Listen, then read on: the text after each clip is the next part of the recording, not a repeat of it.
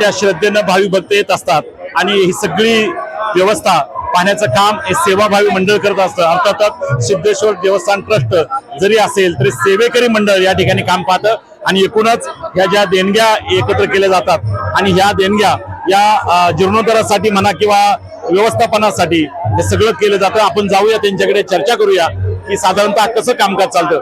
नमस्कार, मला सांगा हे जे सेवाभावी संस्थेच्या माध्यमातून तुम्ही काम पाहताय ही जे रक्कम जमा होते याचा पुढे जाताना विल्हेवाट कशी लावला? तर हे जे रक्कम जी स्वतः जे भाविक भक्त आहे ते या ठिकाणी सिद्धेश्वर चरणी समर्पित करत असतात आणि हे समर्पित केल्यानंतर यामधून जी रक्कम मिळते ती रक्कम सिद्धेश्वर महाराजांच्या या ठिकाणी जी देखभाल दुरुस्ती करावी लागते त्याच्यासाठी त्याचा उपयोग केला जातो। त्याचप्रमाणे श्रावणी सोमवार आणि श्रावणी शनिवार ज्यावेळेस श्रावण महिना असतो त्यावेळेस जी व्यवस्था केली जाते त्यासाठी या देणगीचा उपयोग केला जातो। आणि त्याचप्रमाणे या महाशिवरात्रीच्या निमित्ताने जे आपण या ठिकाणी सिद्धेश्वर सेवाकरी मंडळाच्या वतीने जे आपल्याला सुविधा करावी लागते ती या सर्व देणगीमधनं केली जाते आणि या संपूर्ण देणगीचा पूर्ण ताळेबंद करून संपूर्ण हिशोब ठेवला जातो। आणि जे मंडळामध्ये काम करणारे जे सर्व भक्त आहेत सिद्धेश्वर भक्त ते सर्व सिद्धेश्वर भक्त याचा पूर्ण ह्या पैशांची व्यवस्थितपणे सर्व या कामकाजासाठी वापर करतात। खरं तर या वर्षी 12 ज्योतिर्लिंगातील एक आपलं ज्योतिर्लिंग भीमाशंकर मंदिर बंद असल्यामुळं कामामुळं बरेचसे भाविक भक्त या ठिकाणी एकवटलेत। या वर्षी गर्दी वाढली अशी वाटते? या वर्षी मोठ्या प्रमाणामध्ये गर्दी वाढलेली आहे। दरवर्षी देखील गर्दीचं प्रमाण असतं पण 12 ज्योतिर्लिंगांपैकी एक खेड तालुक्यातील श्री क्षेत्र भीमाशंकर हे विकास कामामुळे बंद असल्यामुळं निश्चितप्रमाणे रात्री 1 वाजल्यापासून लाईन चालू आहे, गर्दी चालू आहे। मात्र आता देखील जवळपास 400-500 मीटर पर्यंत लाईन गेलेली आहे। मोठ्या प्रमाणात या ठिकाणी राजगुरुनगर आणि पंचक्रोशीतील खेड तालुक्यातील म्हटलं तरी चालेल मोठ्या प्रमाणात जो शिवभक्त आहे तो या ठिकाणी येत आहे। खरं तर हे सगळं शिवभक्त येत असताना त्यांचं जे नियोजन तुमची सेवेकरी मंडळ काम पाहतायत हे मोठ्या भक्तिभावानं आणि सेवेने पाहतायत का याच्यावर प्रशासन काय मदत करतं तुम्हाला? याच्यामध्ये कुठेही महाशिवरात्रीचा कार्यक्रम असला तर स्थानिक प्रशासन सहकार्य करतच असतं। त्यामध्ये खेड पोलीस स्टेशनचं प्रशासन या ठिकाणी मदत करतंय, त्यांचे पोलीस कर्मचारी या ठिकाणी, राजगुरुनगर नगर परिषदेने देखील या ठिकाणी बरंच सहकार्य केलंय। त्यांच्या कर्मचाऱ्यांनी 4-8 दिवस या ठिकाणी साफसफाईचं काम केलंय। आज देखील त्यांचे कर्मचारी या ठिकाणी उपस्थित आहेत। त्याचप्रमाणे खेड तहसीलदार कार्यालयाच्या वतीने देखील या ठिकाणी सहकार्य होते। शेवटी इतका मोठ्या प्रमाणात ज्यावेळेस भाविक भक्त येतात त्यावेळेस प्रशासनाची मदत निश्चित लागते आणि ती प्रशासन देखील मदत या ठिकाणी करते। खरं तर प्रशासन देखील यांना मदत करत असतं। सेवाभाव म्हणून ही सगळी मंडळी काम पाहत आहेत। तब्बल 12-1 वाजेपर्यंत रात्रीचं दर्शनासाठी या ठिकाणी आपण पाहिलंय की मंदिर देखील खुलं असणार आहे, परंतु प्रत्येक वर्षीच्या तुलनेत यावर्षी गर्दी खूप आहे। म्हणून एकूणच हे सगळी व्यवस्था पाहत असताना प्रशासन, शासन आणि त्याचबरोबर हे ट्रस्टी मंडळी असेल किंवा सेवाभावी करणारे ही सगळी मंडळी असतील मोठ्या मनानं या ठिकाणी काम करतायत। निश्चितच या मंदिरा परिसरामध्ये उपस्थित असणाऱ्या भाविक भक्तांना चांगली मदत आणि चांगलं सहकार्य या सगळ्या टीमकडून लाभते। मी आपल्या चॅनलला भेट दिल्याबद्दल तुम्हाला मनापासून धन्यवाद। सिद्धेश्वर महाराज हे जे मंदिर प्रशासन किंवा मंदिर व्यवस्था जी पाहिली जाते हे सगळं काम खऱ्या अर्थाने एक वेगळे घटक या ठिकाणी करताना पाहतोय की ते म्हणजे तरुण, आपल्या खेड आणि राजगुरुनगर परिसरातील तरुण।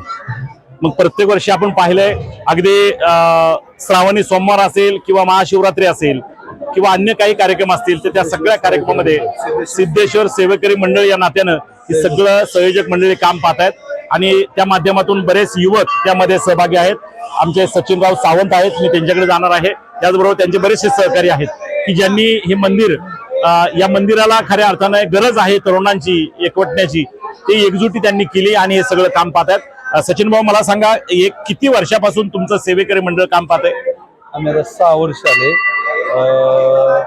ट्रस्टची लोक कोणी नसताना एक सेवेकरी मंडळ म्हणून एक परिसर म्हणून स्वच्छतेसाठी एकत्र आहेत दर सोमवारी एकत्र येतो आणि वर्षातून दर सोमवारी आठवड्याला. आणि जो काही इथं 2 रुपये गोळा केले जातात, वर्गणीतून जे पैसे येतात त्या पैशातून लाईटची सुविधा केली आहे, पाण्याची लाईन केलेली आहे, CCTV कॅमेरा बसवला. आणि त्यामध्ये आता जी नवीन नवनिर्मित जी बॉडी आली त्या सर्व नगरसेवक, नगराध्यक्ष किंवा उपनगराध्यक्ष या सर्वांचं सहकार्य आहे.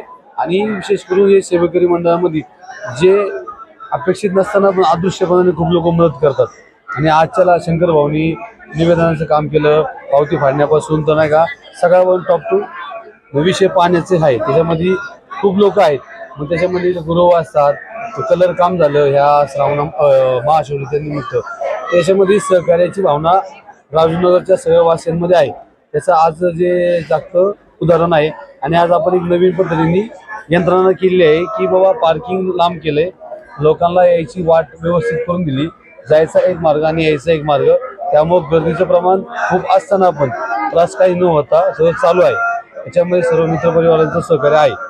खरं तर हे सगळं करत असताना प्रत्येक वर्षी सातत्याने तुम्ही लोक सगळे करताय, तर एक तुम्हाला ही इच्छाशक्ती परमेश्वर बळ देतो आणि त्या भावनेतूनच तुम्ही हे सगळं करताय. परंतु होतंय काय की बऱ्याच वेळामध्ये या ठिकाणी जे काय तुटपुंजे पैसे जमा होतात त्याच्यावर हे सगळं होत नाही. मग त्यावेळेस सेवाभाव म्हणून काही लोक पुढे येतात आणि मदतही करतात. परंतु हे ठोसपणे याच्यावर काही निधी किंवा याच्यावर काही असा जर ठोस असा आराखड्यामधून काही मंजुरी मिळाली तर निश्चित उद्याच्या काळामध्ये या परिसराला विकास करण्यासाठी मदत होईल असं वाटतं. त्यासाठी राजूनगरच्या सर्व नाही का जी वडीलधारी मंडळी त्यांनी पुढे येऊन नाही का एक व्यवस्थित नियोजन करून एक चांगली ट्रस्ट तयार करावा. आणि याच्यानंतर ट्रस्टच्या मार्गातून नाही का इथं डेव्हलपमेंट व्हायची खूप मोठे चान्सेस आहेत. त्या एका कारणाने काही गोष्टी थांबल्या तरी पण नाही का आता नवीन उत्साह मोठ्या प्रमाणात आहे. खरं तर तुम्ही म्हणताय की नव्यानं पुढे येऊन हे ग्रामीण भागातील किंवा आपल्या शहरातील सगळ्या लोकांनी एकत्र येऊन ट्रस्टच्या माध्यमातून ही विकास काम होण्याची गरज आहे. परंतु याकरिता जे तुम्ही सेवाभावी काम करतायत ती सगळी मंडळी पुढे येऊन याच्यावर मूर्त स्वरूप कधी येणार आहे किंवा ते तुम्ही पुढे जाऊन करू शकता अशा पद्धतीने जर झालं तर निश्चित लवकरात लवकर होईल असं तुम्हाला वाटत नाही का तुम्ही करावं हे पुढे जाऊन? नाही, आम्ही सेवा करायचं काम करतो. ते सांगितलं ना मोठ्या मंडळींची काम आहेत, आम्ही सेवाचं काम करणार. आम्ही नसेल दुसरं कोणतरी करेल पण एक चालू राहणार आहे. याच्यामध्ये 100% खंड पडत नाहीये. आणि सिद्धेश्वर महाराज तेवढी मती आणि बुद्धी देतो आम्हाला, ते कार्य करून होत जातले. निश्चित मोठ्या मनानं ही सेवेकरी मंडळी या ठिकाणी सेवा करतायत आणि ही सेवा करताना त्यांची अशी इच्छा आहे की परमेश्वराच्या कृपेनं हे सगळं होत असते आणि म्हणून हे सगळं चालू आहे. निश्चित अविरतपणे जोपर्यंत चंद्र सूर्य तारे आहेत तोपर्यंत हे मंदिर आणि या मंदिराचं विकास काम किंवा मंदिरामधली ही सगळी व्यवस्था चालू राहील. परंतु या तरुणांना या ठिकाणी धन्यवाद दिले पाहिजे. आपण पाहू शकतो ही सगळी मंडळी या ठिकाणी सेवेमध्ये असतात. काही मंडळी पूजेसाठी बघतात तर काही साफसफाई करतायत तर काही या ठिकाणी प्रशासन ची व्यवस्था असते प्रशासकीय ती सगळी पाहतायत. एकूणच या सेवाभावी काम करण्याच्या तुमच्या वृत्तीला निश्चित पुढच्या काळामध्ये वाटचालीला तुमच्या शुभेच्छा आमच्या चॅनलच्या वतीने देतो आणि पुढे वाटचाल चालू ठेवा. धन्यवाद.